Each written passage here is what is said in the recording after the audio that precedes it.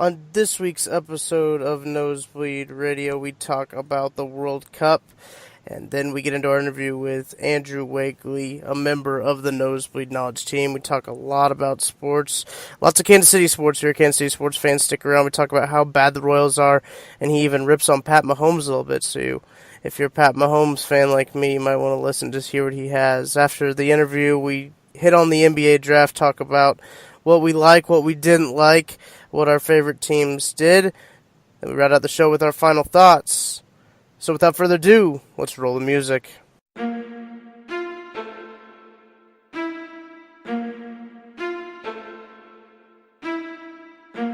Ladies and gentlemen, may I have your attention, please? You're listening to Nosebleed Radio. Here's your host, Tucker Franklin. Welcome to another edition of Nosebleed Radio. We got the full squad back again. I'm here with KB, Kieran Brennan. What's up? Toby Todd. And Shane Miller. Hey, how's it going, Roll Hawks? Go ahead and get started with our famous number 19s. Can you hear us?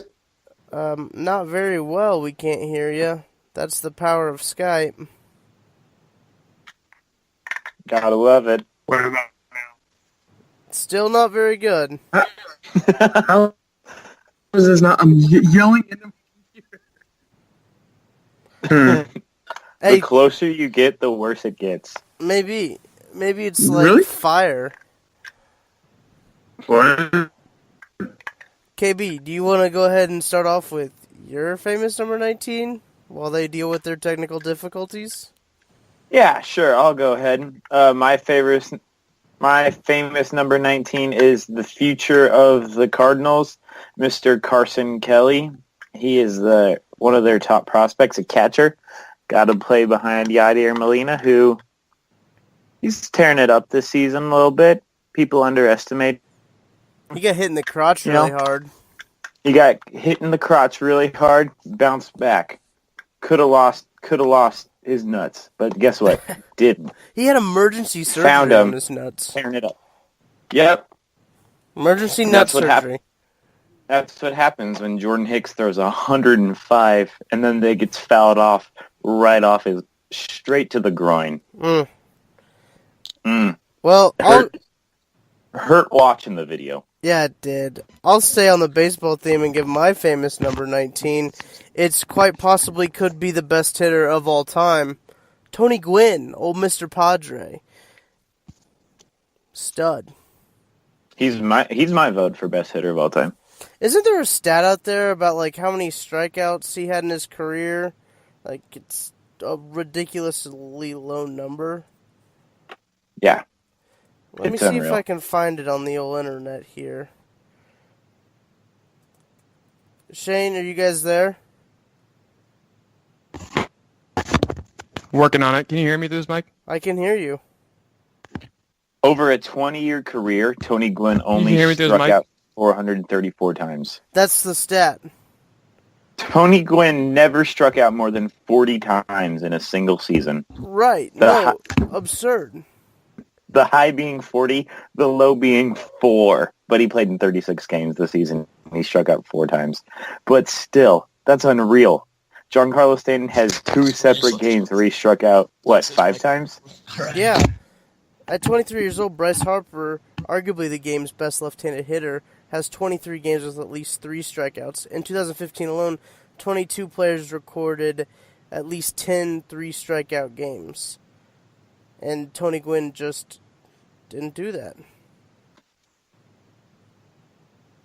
He had several seasons where unreal. I think I saw a stat that he was batting like over 300 with 2 strikes on him.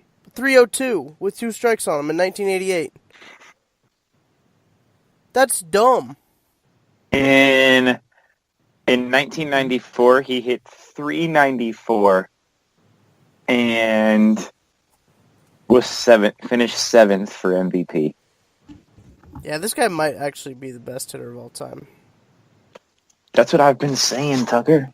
Since World War II, he's the only player to bat above 350 in 5 consecutive seasons. The only other players to do that, Ty Cobb, Roger Hornsby, and Al Simmons. Yep. I'm looking at that too, 93 to 97. Mm-hmm. He had 358, 394, 368, 353, 372. Are you guys done talking about baseball now, or? Oh, sorry. Yeah, I guess you guys can talk. So this isn't turn 2. This is. Are you done fixing your microphone issues? Yeah, are you ready? I couldn't tell if you guys were just stalling while I ask around with stuff, or if you were actually Well, maybe it was a little bit of both. We both do like to talk about baseball, and it was a good stall topic. Yeah, we're just gonna pass this mic back and forth. All right, that's fine. But I'll go ahead with mine. I picked Johnny Unitas, one of the all-time great quarterbacks back in the day on the Baltimore Colts, not Indianapolis Colts. Sorry about that, Kieran. Probably the Baltimore Colts' best quarterback ever, if you think about it. So yeah, there's my 19. Hey, they got out when they could.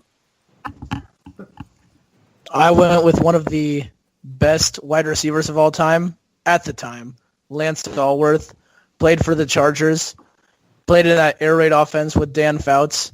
Tremendous receiver. Also, number 19, shout out to my second favorite NHL team, the Detroit Red Wings. And their second best all-time player, Steve Yzerman, just behind the late, great Gordie Howe. You make a good point. Notice there was no Celtic there this week. Yeah, no Celtics. Because you guys aren't They'll Irish. come up. Wait. Yeah. I'm not I'm like a Irish. quarter Irish. A quarter only counts on house shoes and hand grenades. That's close. We'll move on to the World Cup since Shane's quarter Irish. How are the Irish doing in the World Cup? They're doing. To be honest, I haven't watched a single game, so I don't know. Are they even in it? I don't know. The Irish are not in but their head coach is on the panel where they talk about the World Cup, and he's doing a fantastic job. So technically we're winning. I'll put it that way. That's interesting, because I also haven't watched a single game of the World Cup, and I've just been asking Toby the whole time if Ronaldinho scored, so... I watched one game of the World Cup, and it's weird. All right, so I've been in such a USA-centric universe when it comes to soccer. USA is not good, but I like to tell my friends who liked soccer in high school that Landon Donovan was the best player on earth, and because it would make them so mad. But I've been in such a USA-centric universe that I guess I forgot what good soccer was like, and then I sat down and watched the Spain-Portugal game, and I was like, and it was a really good soccer match, and I was like, oh my gosh, this is what good soccer is like. I hope the USA gets this at some point. But the crazy thing about that, that Spain-Portugal game, so they played last Friday, I think. Spain fired their head coach on Wednesday of that week. So their head coach for that game had only been head coach for a little over 1 day. That's soccer for you. Soccer is the weirdest sport when it comes to anything transitioning from head coaches to players. And we need to make a correction. Tucker said that he has not watched any World Cup games. However, in Maryville, me and Tucker sat down and watched Harry Kane score the game-winning goal against Tunisia. So Tucker Franklin has, in fact, watched a World Cup game. So... Yeah, take that, Tucker. Watch the last 20 minutes of a game to watch a guy score from 2 feet away. Yeah, so I haven't watched any because I've been busy coaching, football, which is the world's most popular sport. If you look it up, football is the most popular sport across the world. They just spell it different and play it different. So Hey, say it, don't spray it. Your mic is really close to your mouth. It's still... Well... but the real question is, has Ronaldinho actually scored? Ronaldinho, probably somewhere. Yeah, because he has 2 wives. He's got 2 wives. Yeah, he has 2 wives. So he did his scoring long ago. And I bet now that they're officially hitched, there hasn't been as much scoring since. he's one away from a hat trick. It's true. There was a hat They're not married yet. They're not married yet. They'll get married in August. So the scoring is still happening. Nice. So he better have his fun now, because it's gonna be there will be a lot of home cooked meals. 2 wives in the kitchen. Dinners? Probably. He's not playing anymore. He can get fat. Is Mexico actually good? Yes. They're good for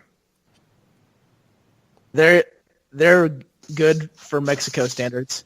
They're not like they're not like Russia good or Senegal good, but they're good for Mexico. So Is it because of Chicharito? No, Chicharito is garbage.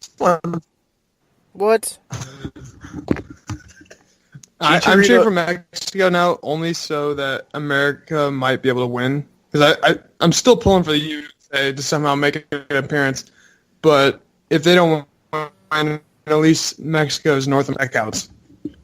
Well, maybe it'll be like World War what II. about Everybody all the will start countries this more likely to before. win in South America? Or Central America. They're not close. We've got a whole hemisphere of America. I'm still going with my take that it's going to be like World War II, and we're going to join late and then win. Oh, he makes a good point, but Germany's already lost their first battle, so not quite like the start of World War II, but That's yeah, like reverse. Oh, they come back and win. Yeah. Reverse World War II. If it's reverse World War II, if I'm Israel, I'm looking out. I'm keeping my eyes open. But wait, didn't Messi lose today? Yeah, I actually have this is pretty funny, actually. Well, it's not funny. It's kind of sad, but also funny. Because I forget what agency it was, but this agency said that they would donate meals, like 10,000 meals, to starving kids in like Latin and Central America for every goal that Neymar and Messi scored in the World Cup. And Messi right now has 0 goals. His team in the entire World Cup has 1 goal. Brazil's only played 1 game, but Neymar got hurt at practice. So right now, Messi and Neymar are 2 of the leading causes for starvation around. So consider that. Yeah, that's not a good look. Say what you want about Ronaldo, but he never made kids starve to death, so. He did. Nor has Ronaldinho, Tuck. That's very true. Nor has Landon Donovan. So Landon Donovan's a real hero. Wow. 3 best players in the world: Ronaldinho, Ronaldo, Landon Donovan. Every time I think of American soccer now, I just think of Taylor Twellman yelling, "What are we doing?" Insert that clip here. What are we doing? What are we doing?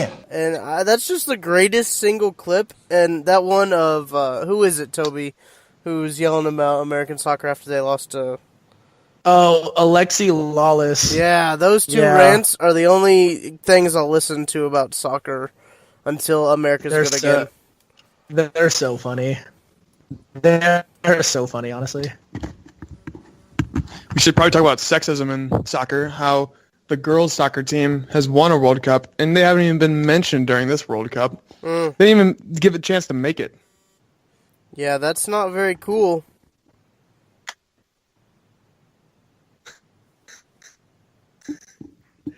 I don't know what to say after that. All right. That's a good note to end on. We'll go ahead and head into our interview with Andrew Wegley. We talk a lot of different topics there.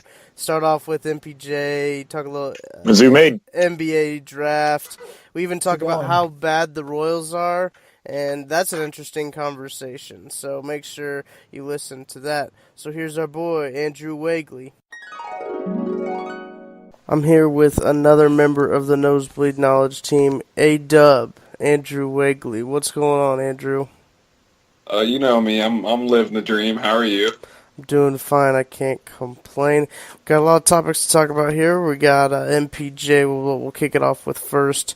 Now, Michael Porter Jr. had a wild quote. He said, right now, I'm a little mix of Giannis and KD. You know, I like going to the hole a little more than KD does. I like bumping into people a little more physical than KD, but I also, like to shoot the ball more than Giannis. So that's what I'm going to compare myself to. Then also Tracy McGrady. I get compared to him a lot, and that's like that one, and I like that one a lot too. Those are three amazing players, so it doesn't feel bad to be in the same conversation as them. Yeah, I saw that. Michael Porter Jr., a pretty bold guy, I think, for saying that. I respect his hustle, though. I respect his confidence there. He's definitely a Mizzou Hall of Famer, I think, no doubt. If you look at his average, I think he averaged in that first game, he had 2 points, 2 rebounds in 2 minutes. That's an average, like, double-double over 40 minutes. So, career average double-double, should be Mizzou Hall of Famer. But in all seriousness, I don't know if it's good for him to be comparing himself to KD and Giannis and McGrady, because KD and Giannis are probably both top 10 players. Michael Porter Jr. has the back of a 50-year-old man. So I don't know. I think he also cut a lot of slack for doing that as well, but yeah, I'm all for it. I like the confidence coming out. I think it's a good thing for him. Definitely a wild move to compare yourself to one of the better players at basically the past, the present, and the future of the NBA, and then say that it feels good to be in the same conversation as them. Yeah, absolutely. I was just going to say that. Like, it doesn't feel bad to put yourself. It's like me saying, when it comes to journalism, I'm a little bit Skip Bayless, a little bit Colin Cowherd, a little bit Stephen A. Smith, and it feels good to be with those guys. Like, come on, man. I'm like that's pretty much the same thing. Sure, Michael Porter Jr. is a little more well known than Andrew Wegley, but it's the same concept. Tracy McGrady's a Hall of Famer, although he never made it out of the second round of the playoffs, but still a Hall of Famer already.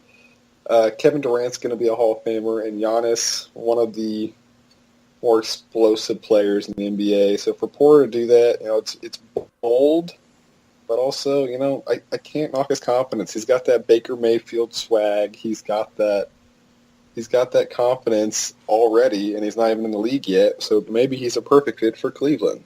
You make a good point there. I'd like to see him go to Cleveland at number 8. Maybe get good old Bronny to stay around. Sorry, Bronny Senior. Yeah, can't be messing those two up. Can't call him Bronny because that's his kid's name. I saw something today. We're recording this on Thursday, the 21st. We're doing this before the draft too. How Cleveland was kind of in limbo with who they want to draft because they don't know if they need to draft like a franchise cornerstone or a complementary piece. Yeah, I've seen Porter to them, but I don't know if he'll fall all the way to number 8. No. And I've seen Trae Young, which I don't know. I would tread carefully with Trae Young. I think he's a really streaky player, and I think with Kevin Love, they have enough really streaky players on their roster.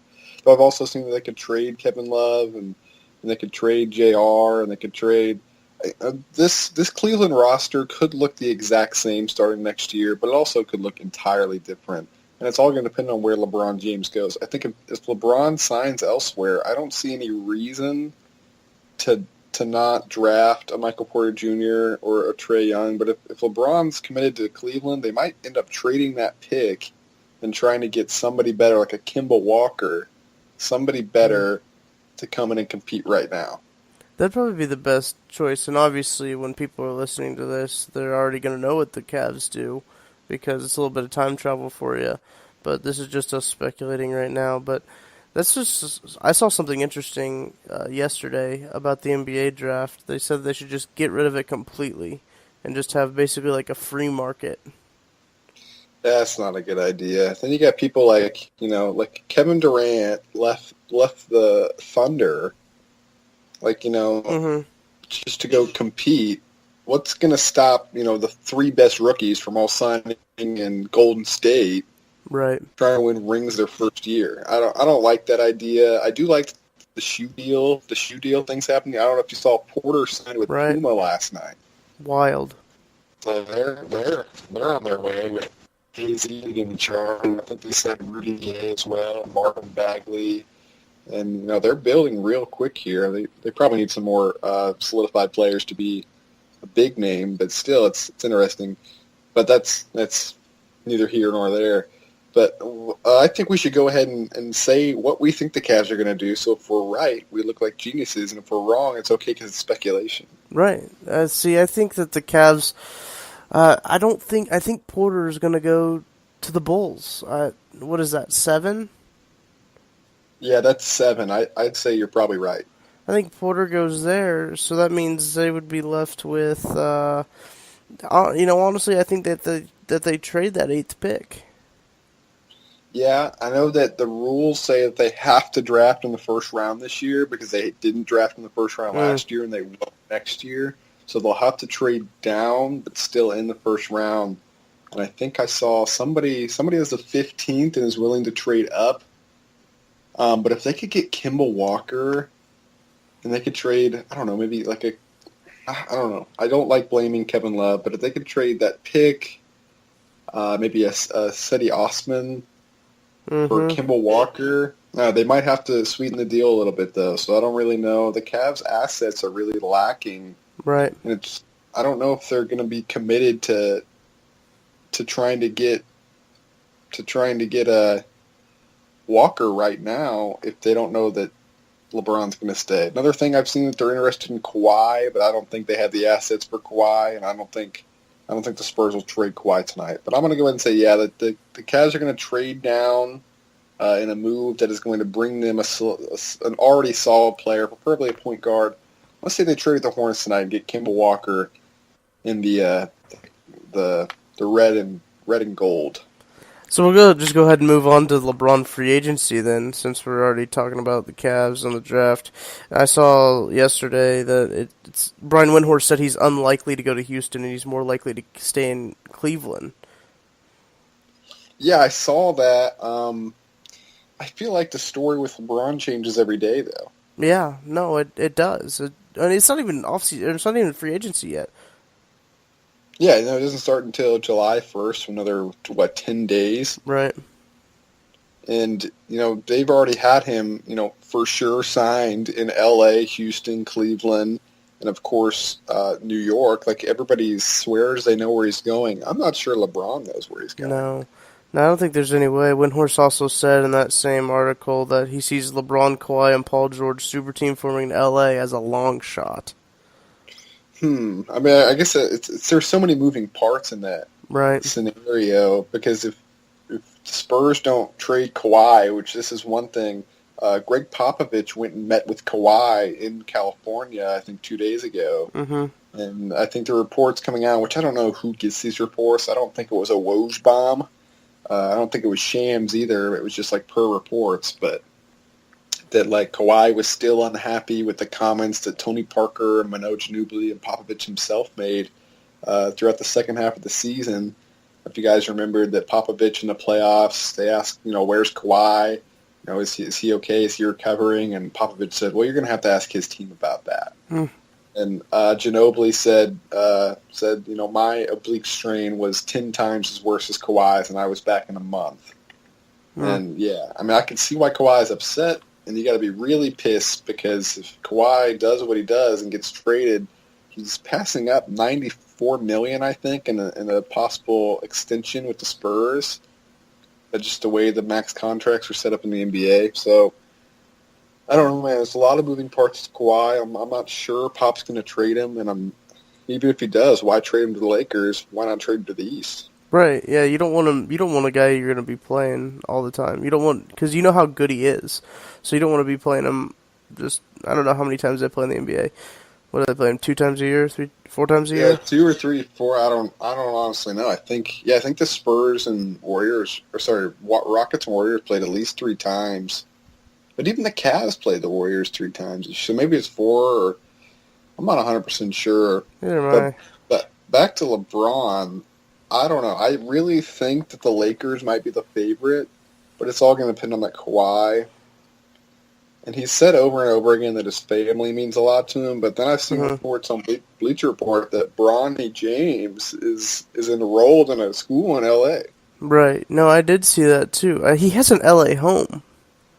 Yeah, he already has, I think, 2 homes in L.A. I know he bought one last year trying to sell the other one. I'm not sure if he has sold that or not. I would buy LeBron James' old home if I could afford it, but I can't. Yeah, but I think it would be a valuable market piece. There would be no chance that I could afford a LeBron James home. Even if LeBron hadn't owned it, I don't think I could afford it. Right. No way. I'd say that probably drives the price up even more. So we'll move on and talk about the Kansas City Royals. Wegley and I here, both big Royals fans, but they're really making it hard to be a fan. They're making it tough to be a fan right now. These Royals, man, they've lost now 9 in a row, 14 out of 15, and they are 30 games under 500, and we are at 84 games. So 2 games over the half point in this season. 3 games over the half point. I also saw something that said the Royals lost their 52nd game last night, which would have been Wednesday night. They lost their 50th game on Tuesday, which would have been the June 19th, correct, on Tuesday? Yes. Yeah. So they lost their 50th game June 19th. The 2015 World Series champion Royals lost their 50th game on August 31st. Well, I saw, wow. I mean, that's insane. Yeah. That's a whole 3 months difference. Right. And by three, I mean 2, but I can't count. Yeah, no. So, of course, but no, by 3, I meant 2. Yeah. But here's one thing, and this was actually from June 20th, so it's a little outdated now, but the worst June in history of baseball by winning percentage is the 1981 Blue Jays went 0-10, which shortened June, I guess, for them. It's only 10 games in the month of June. I'm not sure. Maybe that was a lockout year or something. They won, 0% of their games. Next up, the 2018 Royals at 2-15. Mm-hmm. But we haven't won since this tweet was made. So we're what, 2-17, 2-18 now? Wait, no, today's the 21st. No, 2-19. So we're 2-16, 2-16. 2-16. That's not good. This is the second worst month of June in the history of Major League Baseball. Yeah, they're 3-17 in their last 20. Yeah, they're bad. They're bad, and they're not getting better. And another thing I want to talk about the Royals. I don't know if you saw. Well, we could probably talk about the Herrera trade. Yeah, that might be a good thing. Yeah. They traded Kelvin Herrera to the Nationals for Kelvin Gutierrez, Blake Perkins, and Johans Morel. Mm-hmm. And a lot of people are saying they really didn't get enough. Yeah, I saw that too. It's just I think they're really upset as we didn't get any of Washington's top prospects. We did get their 10th and 11th prospect, which both those guys can rake too. I wrote a blog about the trade, and really, you know how I like minor league prospects, and I'm into that stuff. So I was really started to dive into the stats that they have. Gutierrez is slashing 285, 344, 388, but he's played 6 seasons. He's got great speed, has 22 triples and 55 stolen bases. He's played in 58 games this year, 63 hits, 16 walks, and 230 at-bats. And he's also played short and first as well as third base. So I think he'll be solid, and he'll probably be like a replacement to Moose once we deal him. Yeah, I think so. That's certainly possible. And I remember we do have Cheslor Cuthbert on the DL, so I don't know if he'll be. Gosh. And Hunter, I think Hunter Dozier is also going to get some opportunity there. I'm not sure. They probably won't be able to deal Duda this year just because of his injury, but we'll see with that. But yeah, I don't know. A lot of people are saying they didn't get enough back, and I know Dayton Moore went out and said these are light-hitting guys, but then he went on to say that, nobody said that Escobar and Lorenzo Cain, they always thought they were light hitters, and that's just not the case. A lot of people thought Alcides Escobar was going to be a very good hitter. He was ranked by Baseball America as a top prospect and a top hitting prospect at that before the trade. So Dayton Moore kind of lied, but he did say that these are athletic guys that we think the hitting will come, which I don't really like hearing that when we just traded Kelvin Herrera for we're hoping these guys will pan out at the plate at the major league level,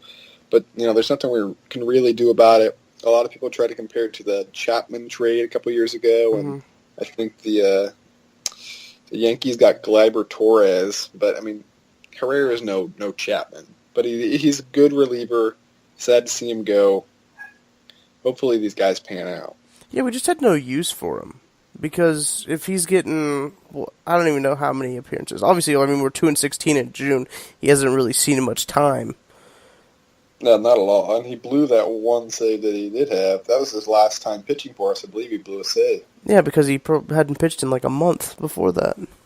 Yeah, absolutely. And I saw one thing. Everybody's like, man, who's going to close for the Royals now? And Royals Review said something like, well, that implies that they'll get to the ninth inning with the lead. Right. No, that's very true. It seems unlikely.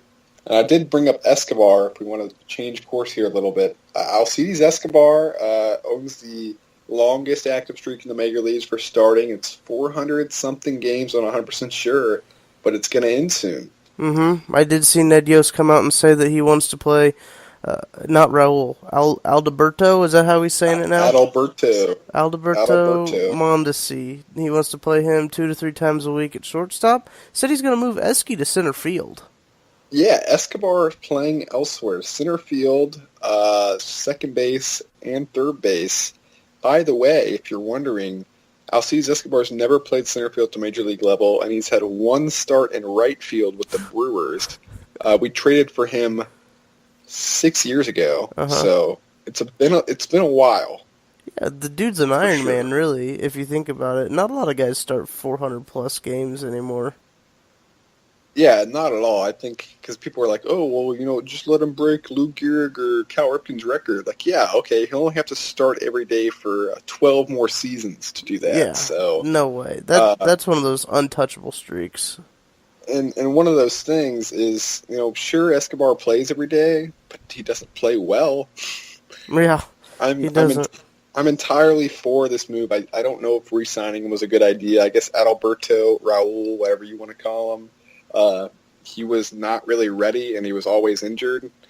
So that's probably why they re-signed Escobar. But he's 2 for or maybe 3 for 50 in his last 50 plate appearances or something like that. It's insane how bad he's been this year, how bad he's been for a couple years now. And really the last 4 years, he has been one of the worst everyday players in the major leagues. Yeah, he's definitely not known for his baseball talent, you could say. No, that's for sure. But one thing, I don't want to rip Escobar too hard. He is second in franchise history in postseason hits. That's behind George Brett. The man, the myth, the legend, George Brett. Yeah, I can see it. George Brett, Alcides Escobar at 42. Now, wasn't Escobar? Was Escobar the ALDS MVP? ALCS, 2015. Yeah, okay. Yeah, he had a real good series against the Blue Jays that year. Yep, that would have been the Blue Jays. Yeah, if we look at what this team is doing now, I pulled up the rankings and the statistical positions. They're 28th in runs, 26th in on-base percentage, 29th in slugging percentage, last in team ERA, 29th in whip and batting average against, and tied for 29th in quality starts. It sounds as though, and I don't want to generalize here, but the Royals aren't very good at baseball. Yeah, no, they're not very good at hitting, and they're not very good at pitching, and those are two of the pretty big pieces that you need to have. Their fielding has been about average, which pretty much equates to their 30 games under 500. And one more thing about Escobar before we move on, and I completely just forgot what I was... Oh, wait, no, sorry, I got it. Escobar has never... Yeah, we talked about has never really played outfield in the major league level, but Ned Yost pointed to the instructional league for the Brewers about 10 years ago. He played a little bit around out there, so... but I heard him talking on 610 that this offseason, Alcides Escobar had other offers, but they wanted him to be a utility-type guy. So perhaps this is the Royals doing Escobar a solid, because they know they're not going to bring him back next year, but give him something to promote his value, let him play a couple more seasons in the league after his Royals career is going to come to an end, this October at the latest.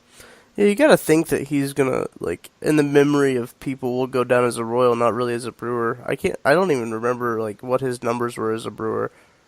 He only played a couple seasons. I know when he showed up to to Kansas City, he was young. He had to be young because he still had braces. Yeah, he didn't speak any English, and now he speaks English now. Yeah, it's also true. It's been a while. He'll definitely be a Brewer. He'll probably latch on somewhere as a minor league contract, perhaps gain a roster spot, especially can prove to be versatile. But I'd say, Alcides Escobar, as much as I love him and love to hate him, his Royals career is ticking down. We'll keep on the topic of MLB. We'll talk about the trade deadline that's coming up here. A couple of the big ones I saw, the Diamondbacks and Padres checked in with the Orioles on Manny Machado. It is wild that Manny Machado is still playing for the Orioles. They probably should have dealt Manny Machado right after they got swept by the 2014 Royals in the ALCS, because that was the last time that they were relevant in baseball. Mm-hmm. I don't know if you remember a headline, the Baltimore Sun, I believe. Somebody wrote The Chess Master and the Dunce. Yeah. Do you remember that? I do remember that. It was about Showalter and Yost, and then Yost swept him. And it was awesome. But yeah, Machado, he had a real bad year last year, which I think is probably the reason they didn't trade him at the deadline last year, just because he was not good enough to get what they wanted for him. But he's back on, and everybody wants him, but nobody's going to want to pay for him. And I wouldn't really be that surprised if the Orioles held on to him. No, the Orioles kind of put themselves in a bad situation. People forget Zach Britton didn't pitch in that wild card game. He definitely should have. And they still have Zach Britton, who just came off the 60-day DL, but he should be traded as well. The Orioles are really bad, almost like Royals bad. And they still are holding on to these pieces of Machado and Britton. The thing with Machado is I heard he wants to go back to shortstop. Yeah, and I think he's playing shortstop for them right now. He could be. I'm not a big Orioles I think follower, he's playing short, and Tim Beckham is playing third base, because I think they got rid of J.J. Hardy. Oh, J.J. Hardy is always who would beat Alcides Escobar for All-Star shortstop in the American League. Yeah, those times are over. Yeah. we got Correa, we've got Lindor. I mean, can you imagine? Escobar won the Gold Glove in 2015, and he was the All-Star. And 3 years later, Escobar is maybe number 14 shortstop in the American League. Yeah, pretty obsolete now. But yeah, back to Machado. I don't know. I see the Padres are at least doing their due diligence and looking into that, which I'm pretty sure they're still in the basement in the NL West. Mm-hmm. So I don't know if that makes a ton of sense, especially since Machado is a free agent this offseason, I believe. I think the Diamondbacks are looking into it. Yeah, I think he'd be a good fit for the Diamondbacks. The Diamondbacks are a team that's really contending now in that NL West. They finally had Goldschmidt pick up, and he remembered how to play baseball again. He's hitting 600 in the month of June, which is ridiculous. Yeah, that should average him out to about 250 after his April. But yeah, they've got a real good team down there in the desert. I think Ketel Marte or Nick Ahmed, one of those two is starting shortstop, and those are just offensive black holes. So if you pair, you got Goldschmidt at first, you have Jake Lamb who rakes at third base, and you put Machado, then it doesn't really matter who plays second base as long as they, the Royals went to the World Series in 2014 with Omar Infante fielding those everyday starts. Second base doesn't really matter if the rest of your team's good. But I think Machado on that side of the infield would make them for sure the favorite in that division. The Dodgers had a terrible start. I think they're 5 games over 500 now. But they're at one point 10 games under. They battled back, and they're missing most of their infield. I think, Corey Seager's out for the season. They just got Justin Turner back. I'm not sure if Forsythe's back yet or not. Chase Utley is more of a role player at this point. But yeah, I think Machado to the Diamondbacks makes the most sense. That division, that NL West division, was one of those divisions you thought was going to be tightly contested, which it is, with a lot of really good teams. But if you look, the Diamondbacks are only 7 games over 500. Dodgers 3 games over 500. Giants 1 game over 500. The Rockies are under 500. Neither of those. Yeah, none of those teams are going to clinch a wild card. No, and you thought that maybe both of the there'd be a team from there to come out with Wild Card 2, possibly, but it doesn't look like it.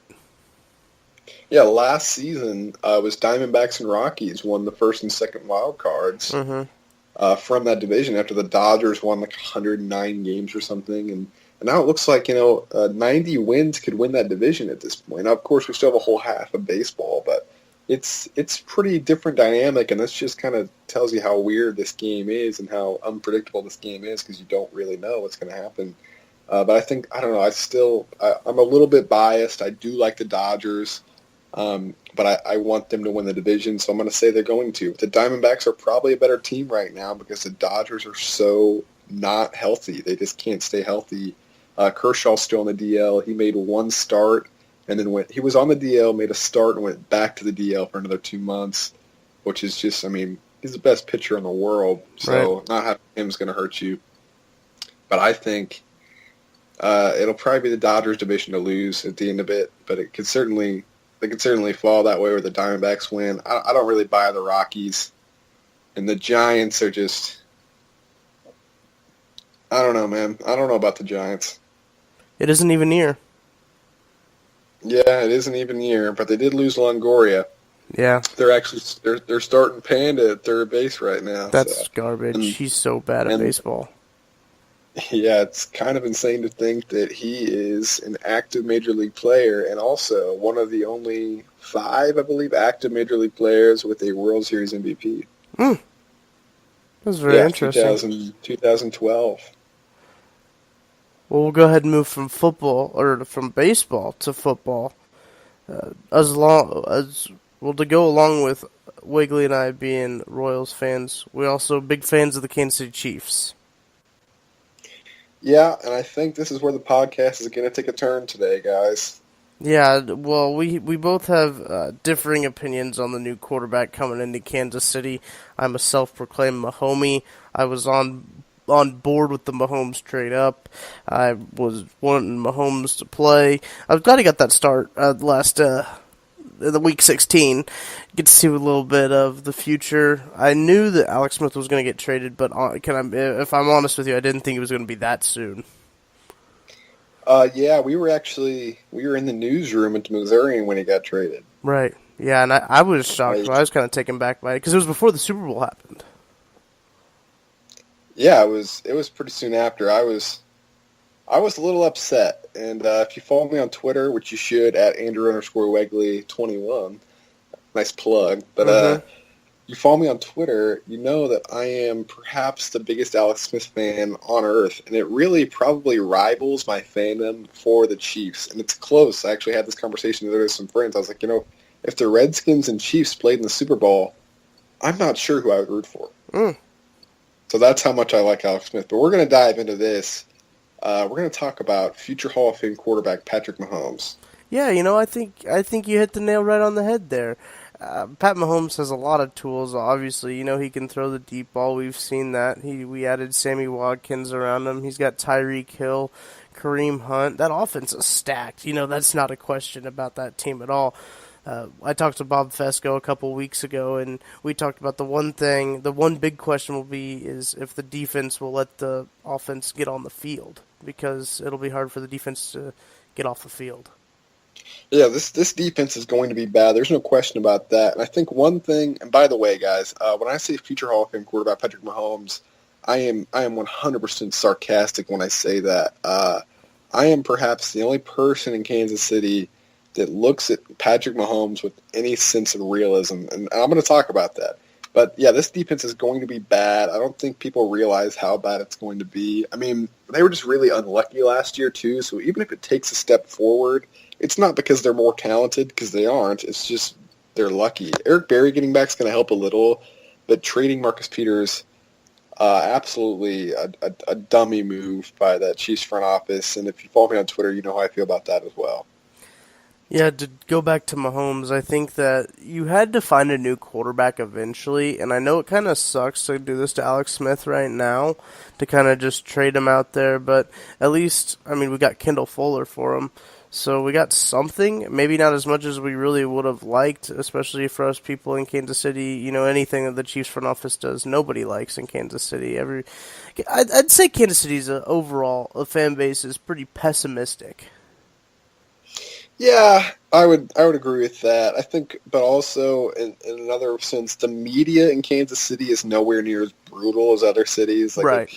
If not John Dorsey, because they fired him for no reason. If Brett Veach was running the New York Giants, he would be grilled every day. Mm-hmm. So I think they get a pass there. But yeah, let's dive into Mahomes. And like I said, future Hall of Fame quarterback Patrick Mahomes as the rest of Kansas City season. I am not rooting for Mahomes. Let me get this out of the way soon. I'm not rooting for Mahomes to be a bad quarterback. I want him to succeed. That's my disclaimer. But here's some things that I want to talk about.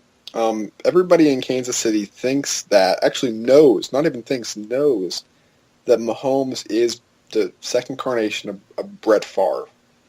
And we all point to the Denver game. Spoiler alert, he didn't throw a touchdown. He threw 284 yards, I think like 60%, maybe 55% of his passes completed, and one interception. And, that's an okay performance. I don't know if it's enough to burn the town down over it, like, oh my goodness, or, trade Alex Smith over it.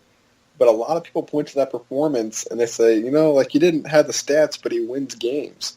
But then if you go look at his college, the same people say, well, they didn't win games, but he had the stats. So I think they were very wishy-washy with Mahomes. But here's one other point I want to make. The odds of him making it are slim if you just look at the stats. And I'm going to go through.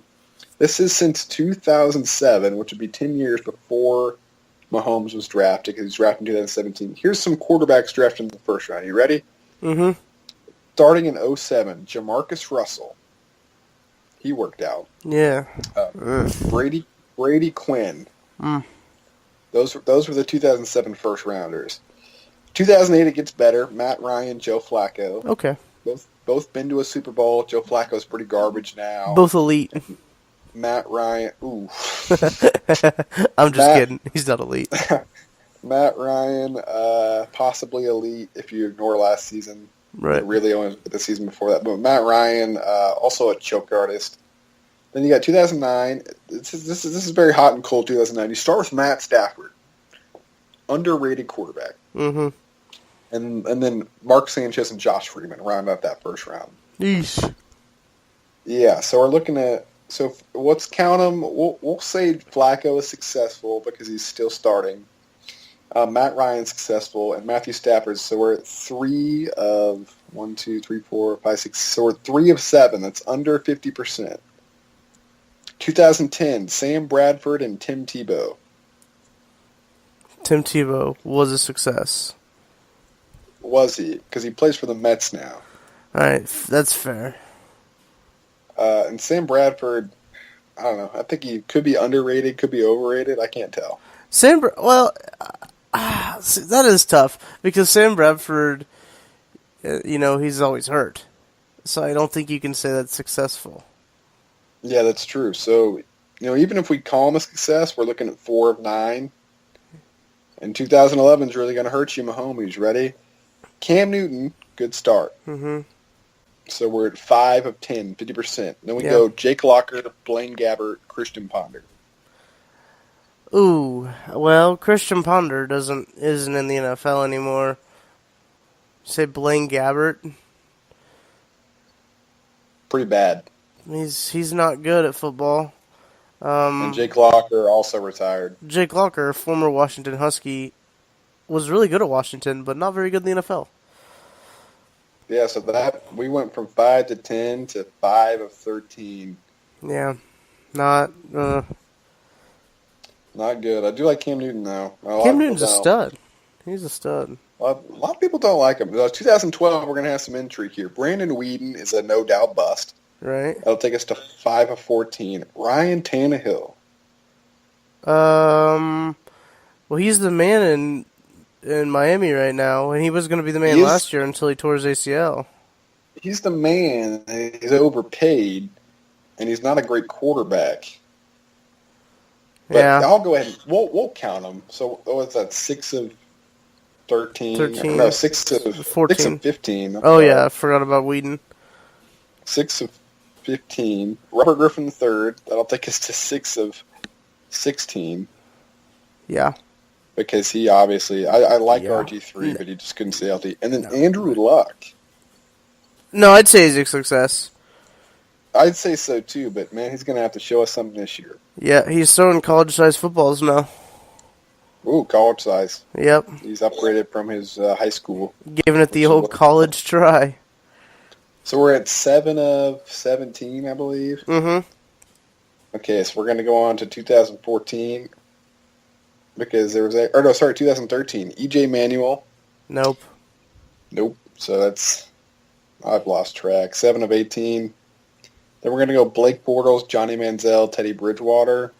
I'll give Bortles yes. You know how I feel about Blake no. Bortles. Well, Manziel, no, I guess. He is a quarterback again, but no. What was the other one? Bridgewater. Teddy. That's tough to say, though, because I think they're going to go with Kirk Cousins up in Minnesota now. So I'd probably... Teddy actually plays for the Jets right now. Really? He signed with the Jets. I missed that one. He's going to compete for a starting spot with Josh McCown. I like Josh McCown. He's a solid fantasy quarterback. Josh McCown, very underrated quarterback. He is a very Catch my top 5 tomorrow. Top 5 most underrated quarterbacks. Right. If you're listening to this right now, you'll probably his top 5 will probably be out tomorrow. If you're listening to this, so catch out Andrew Wegley's top 5 underrated quarterbacks on Friday. So I think we're at like maybe 50% right now if we count both Bortles and Bridgewater. Then we go 2015, Winston and Mariota. Neither of them have shown me anything to assume they will be a success. I can't really call them failures yet.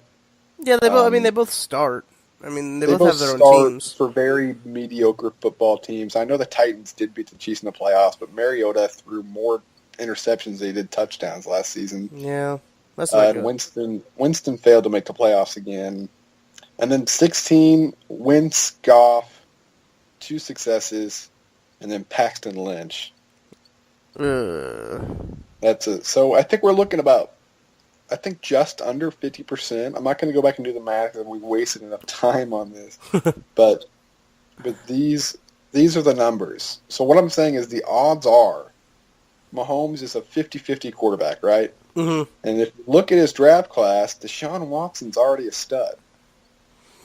Right. I guess you could say that. He played 4 games. What was it? 4, 6 games? We're ready to put Mahomes in the Hall of Fame after 3 really decent quarters against a reserve Denver squad. Yeah. Right. That's so Kansas City, what I'm saying is I don't want Mahomes to fail, but I do love Alex Smith. I don't think they should have traded him, and I think that prematurely naming this guy, Jesus Christ, Brett Favre, a Hall of Famer, whatever you want to call him, you guys you've lost your minds. You've absolutely lost your minds. He's thrown 0 career touchdowns, and we are ready to just give him the keys to the city. And I know he wore George to a NASCAR race, so he appeals to our probably racist fan base, and he's done all kinds of things. He did that thing with he didn't take endorsements because he wants to prove himself first. That's all well and good, but he still hasn't proved himself. So I think all this banter about how Mahomes is so great, Mahomes is our savior. Can we just cool it for a little bit, please? There it is, right there. And you're gonna write something about that too, aren't you? Yeah, I decided to focus on the organization as a whole, but Mahomes is going to be a part of it. And here's my title that I'm thinking: the Chiefs better hope Patrick Mahomes works. No, I like that. And it's going to be probably a longer read.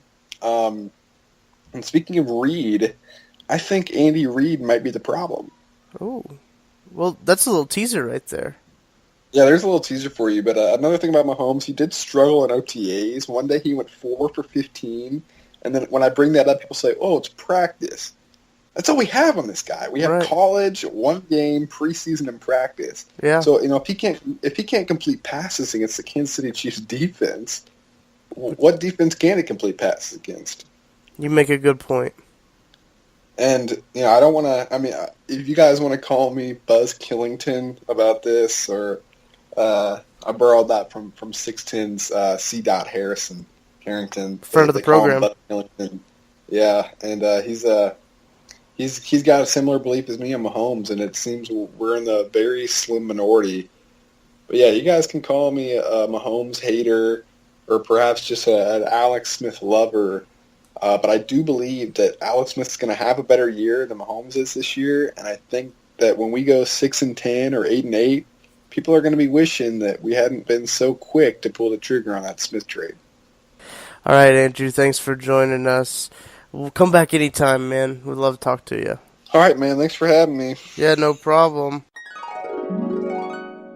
Big thanks to A-Dub, Andrew Wegley, for coming on the podcast to discuss everything going on in the sports world. We still got some things to talk about here. NBA draft is going on, and my buddy Michael Porter Jr. He slid a little bit, of a slide. So this might be an unpopular opinion with most of the members of this podcast, but I think MPJ was drafted too high at 14. I think he's a bit overrated. Like you said, he's supposed to be the number 1, number 2 pick. He played in a total of, I think, 3 games last year in his last season at Mizzou. And in his final game, I know he's coming off an injury, but he put up something like 9 points or something like that against Georgia in the tournament, which is not something you would see from a 1 or 2 pick overall. Someone who a lot of people said would have gotten drafted straight out of high school. When he's playing the tougher competition in college, he's getting shut down like that. So I don't see him as a top 5 pick for sure. I could see him being like a steal, like 20, 25. KB, what do you think about that? I think college is seen as more of a transitional period because you kind of have to go there right now, or unless you go to the G League or the European League. But we've seen players that don't play a lot of college come back and have successful NBA careers. Kyrie Irving, people like that. The 9-point, you talked about the 9 points game that he had, and I understand that's not flashy or whatever, but back injuries are really difficult to come back from. We've seen players who back injuries are really, like, what's the word, debilitating. So they can really take a toll on a person. Michael Porter Jr. and the staff has been quoted saying that he was at like 65, 70% during that game, which, basketball is a lot of finesse game. If you're not at exactly 100%, it's pretty difficult to perform to the best of your ability. So I wish Michael Porter Jr. would have fallen further, maybe to 28. That would have been pretty cool. There's every good amusement park has a slide, so, his slide down to 14, that's pretty good too. So, yeah, you got a point, but just to correct Shane, Michael Porter Jr. against Florida State, and the very last game of the season had 16, and against Georgia he had 12. And I still think he had a double-double. No, he had 8 boards there against Florida State, and he had 10. So he had a double-double against Georgia. It's not like that he didn't do anything when he was on the floor. He's a solid basketball player, but you know that he's going to get hurt again. That's why he fell, is because of his medicals. Teams were scared of that. It's hard to come back from back injuries. Ask Tiger Woods. So ask J.J. Watt. Yeah, we could come up with a whole bunch of examples of people who have, in their prime, got back injuries and had a hard time coming back from them. Josh Hamilton. Pun intended. I think that he should have gone Yeah, I think he should have gone to the Sixers, because the Sixers have a history of picking a player and then redshirting them for their first year. Just like a medical redshirt, Markelle Fultz, Ben Simmons, that would have been perfect. Pick Michael Porter Jr. But I think the fact that he went to Denver, I think the medical marijuana will be able to help him. He'll be back better than ever. Flying colors. Nuggets, NBA Finals champions in 6. What do you guys think about that Celtics pick? Loved it. there's a guy, and that sounded like Chris Collinsworth because I was like, no, here's a guy. But Robert Williams was projected to go first round last year, came back to Texas A&M.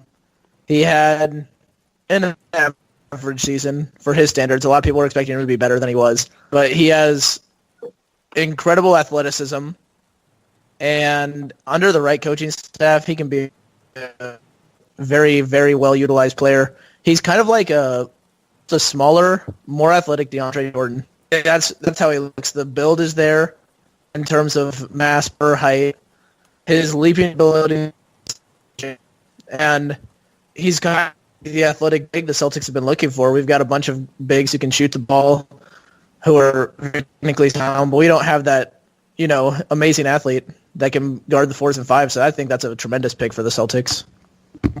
His wingspan is going to be a huge help also. They said he had like a 7'6" wingspan. I mean, that dude can basically just stand there and touch the rim just because of his arm length. That's going to be incredible, especially at like blocking shots and stuff. So look for a lot of sweet highlights from him wearing a green jersey and just like throwing shots back across the court. I also have a hot take from this draft, and that involves the number 3 and 5. The Hawks traded Luka Doncic to the Mavericks, and the Mavericks traded Trae Young to the Hawks. And I think that on the surface, the trade makes sense for both teams because Atlanta doesn't have a point guard. The Mavericks, they drafted a point guard last year, Dennis Smith Jr., who was very effective. But I think they would have been better had they stayed on their respective teams. I think both of those guys will turn out to be more hype than substance in the NBA based on where they went when they got traded. Because a lot of just casual NBA fans can't even name another player on the Atlanta Hawks. And you saw the kind of treatment that Lonzo Ball would get from opposing defenses because of talk that happened with him coming into the draft. And for Trae Young to talk the way he did entering this draft period, the way ESPN blew him up last year, I mean, I think we all are all on the Trae Young is a little overrated train. We were all on it during the college basketball season, I know. And tonight he wore the shorts, pantsuit thing, and he looked like a UPS delivery man. So Trae Young is already an automatic bust. And Hawks here, we just saw it on TV, picked National Player of the Year last year, Jalen Brunson, as a point guard. So I don't even know if Trae Young is the best point guard that's been picked by the Hawks. So there's my hot take for the draft. Oh, and Marvin Bagley Jr. will be Marvin Bagley III will be the best player in the draft. Not really a hot take, just an observation.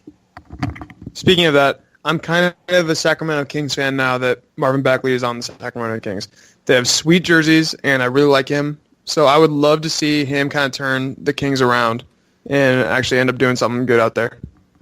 And come back to Kansas City. Mm.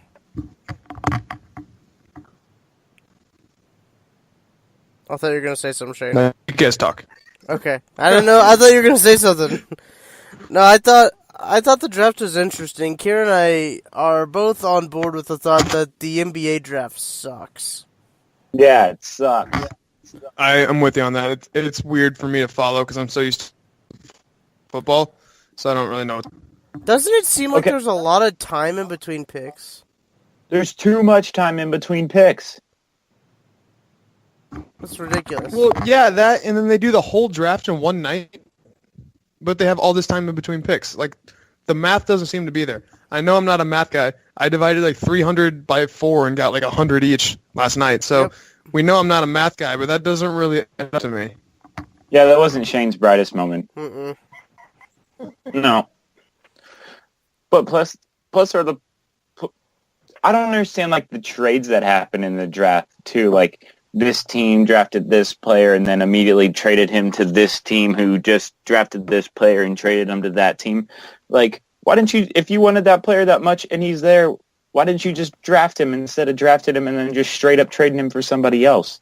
Like, maybe it's like a... police officers, you know how they have to have like a minimum amount of tickets written. Mm-hmm. Maybe NBA GMs have to have a minimum. maybe NBA GMs have to have a minimum amount of trades performed every year, and so a quota of trades. So they're like, oh my goodness, I have to trade this player. I have to make 4 trades tonight. Did you hear about the trade made by the 76ers tonight? For Wendell Carter? Or not Wendell Carter, No, for Mikal Bridges? No, Well, they traded Mikal Bridges. Right. And he's a Philadelphia kid who played basketball for Villanova, and Philadelphia won a championship with them, got drafted by the 76ers. And he was actually he was in an interview. He was talking about how much it meant to him that he got to stay home and play for the 76ers, only to find out shortly after that he had been traded to the Phoenix Suns, the worst team in the NBA last year. So, roller coaster night for people on draft night. But like Kieran said, the trades are very weird because it's very rare you'll see in the NFL that anybody makes a trade for 2 drafted players. In fact, I don't think we saw it at all in this NFL draft. You usually see like veteran players traded for picks, down the road, not even the players that you just drafted. So the NBA draft is a lot different than all other drafts in sports. And I think another one's coming because the Hawks just picked their 3rd point guard, Devontae Graham, who is pretty neat. So before we wrap this up, I'd like to talk about the 4 teams that I had in my Final Four. They had the draft was really going to be the big deciding factor. The Bulls drafted Wendell Carter. The Suns drafted obviously DeAndre Ayton, and then they got Mikal Bridges, good basketball player. The Knicks got Kevin Knox. And the Wizards, I am not 100% sure who the Wizards got, and I'm about to find out because I'm about to type it into Google. And they got Troy Brown from Oregon, which not all bad drafts. Good stall. It was a solid draft for all the teams. I don't think that a little spoiler alert. I don't think that the Wizards are going to make it to my final 2. Yeah. So they're officially out. Yeah, let's just say my final 3 is Knicks, Bulls, Suns. Yeah. There it is, the official final 3 announcement. You really wanted Kevin Knox to play for one of your teams. That is true. Last year.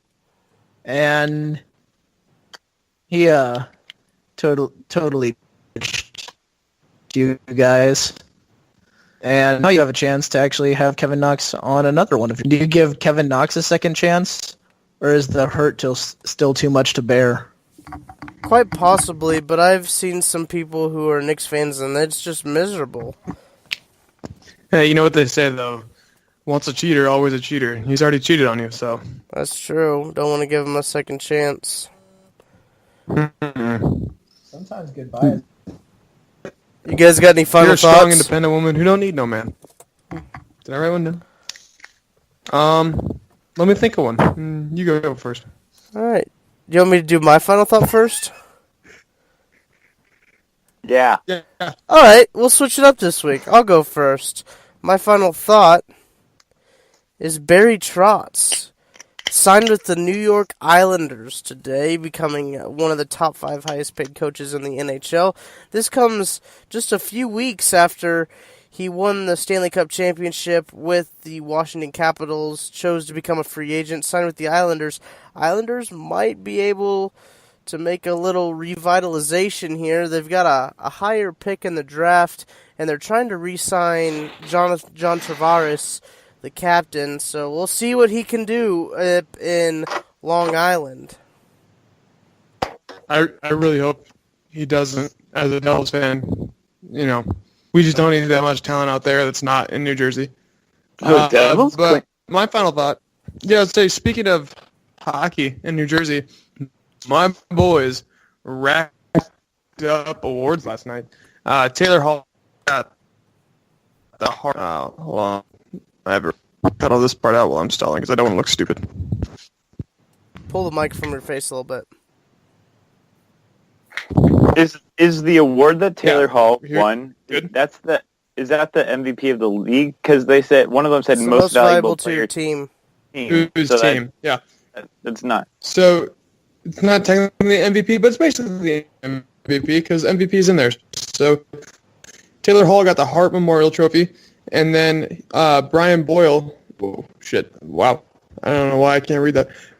Brian Boyle got the Bill Masterson Memorial Trophy for perseverance, sportsmanship, and dedication. So my team is the best right now because we have the MVP and the most perseverance player, the MPP. So we're gonna roll next year. Looking at it. KB, what's your final thought? Yeah, I'm kind of along the same lines as you guys. I miss hockey. It's been 2 weeks since hockey ended, maybe a week and a half. I miss it. Hockey drafts coming up here pretty soon. I actually think is it on Friday, the 22nd?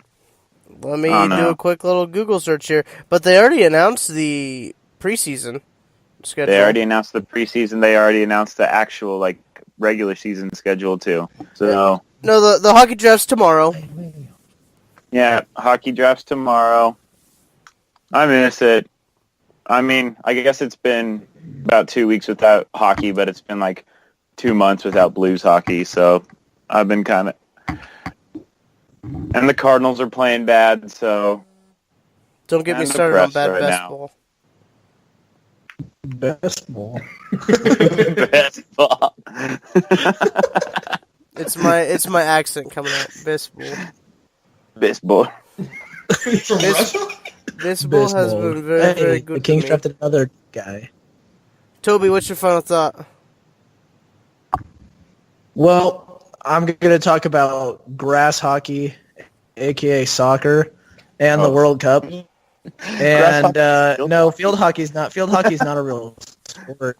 Field hockey is played by only females in college. That's how I know it's not a sport. We could take that out if that's sexist. And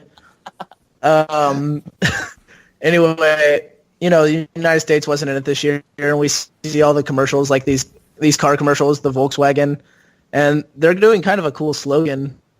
The World Cup, whatever wagon you join, or whatever team you choose to cheer for, hop on the wagon, like Volkswagen, bandwagon for these teams. So I picked all the teams of which I am a descendant. So I'm cheering for England, Germany, Russia, and Senegal, of course, as you all know. And right now, very, very successful tournament for my descendant nations. Are you saying you're a descendant of Senegal? I am. And we're having a very successful tournament thus far. Our overall record right now is 4 wins. And after Germany beats Sweden tomorrow, we will all advance to the knockout round, where a quarter of the teams there will be an entire Tobias, all of my descendants, rolled into one knockout group. So, good job, all of the Todd family descendants. You're doing us proud. Are you going to write a blog about the knockout round?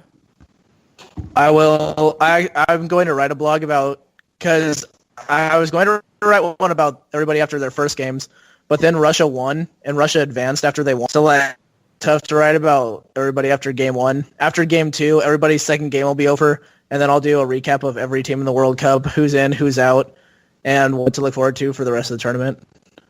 Awesome. Yay. For the boys, KB, Kieran, Brennan, Toby, Todd, and Shane Miller, I'm Tucker Franklin. Thanks for tuning in to Nosebleed Radio. Catch us on Facebook, Nosebleed Knowledge, and on Twitter at Nosebleed Snow. We'll catch you guys on the flip.